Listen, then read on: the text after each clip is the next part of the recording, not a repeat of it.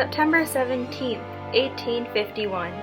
Fort Laramie Treaty was signed by the people of the Indian tribes and the United States Commissioners. The treaty promised the Cheyenne and the Arapaho the land north of the Arkansas River to the Nebraska border. By 1858, the Pikes Peak Gold Rush began, bringing in Americans into the Colorado region. Americans began wanting to revise the treaty with the Native Americans regarding the ownership of the territory. In 1861, the Cheyenne and the Arapaho chiefs of the southern region signed the Treaty of Fort Rise. June 27, 1864. Colorado Governor John Evans created a proclamation called "To the Friendly Indians of the Plains." The proclamation was meant to protect the peaceful Indian groups who showed no violent or threatening behavior toward the American settlers and settle them onto Native American reservations. This was to separate them from the combative Indians in war. I direct that all friendly Indians keep away from those who are at war and go to places of safety. Friendly Arapahoes and Cheyennes belonging on the Arkansas River will go to Major Cawley, U.S. Indian agent at Fort Leon, who will give them provisions and show them a place of safety. In August of 1864, during a war against the settlers, the Dog Soldiers of the Cheyenne and the Sioux warriors cut off supplies to Colorado, Nebraska, and Kansas, causing significant damage, especially at farms and ranches. The first proclamation was only partially effective in regards to concession with the Indians, and as a result, he issued a second proclamation to help the American settlers in Colorado.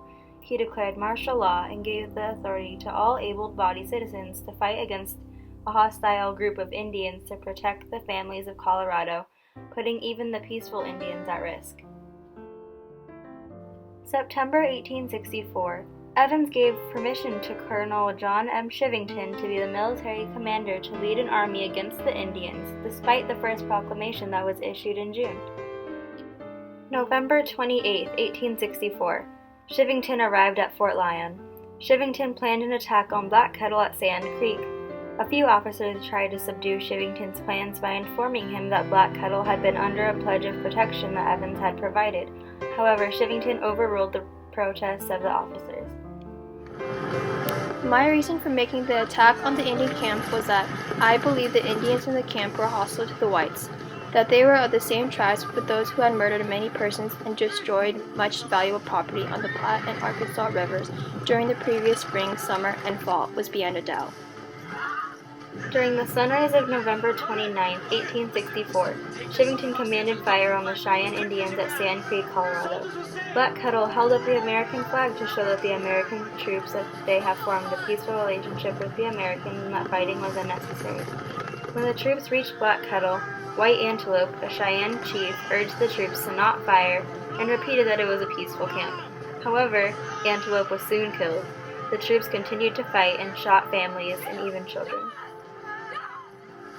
The Indians all began running, but they did not seem to know what to do or where to turn. The women and children were screaming and wailing, the men running to the lodges for their arms and shouting advice and directions to one another. Hardly had we reached the shelter under the high bank of the creek when a company of cavalry rode up on the opposite bank and opened fire on us. We ran up the creek with the cavalry following us, keeping right after us and firing all the time. The dry bed of the stream was now a terrible sight, men, women, and children lying thickly scattered on the sand, some dead and the rest too badly wounded to move. I think I saw altogether some 70 dead bodies lying there, the greater portion women and children. There may have been 30 warriors, old and young. The rest were women and small children of different ages and sizes.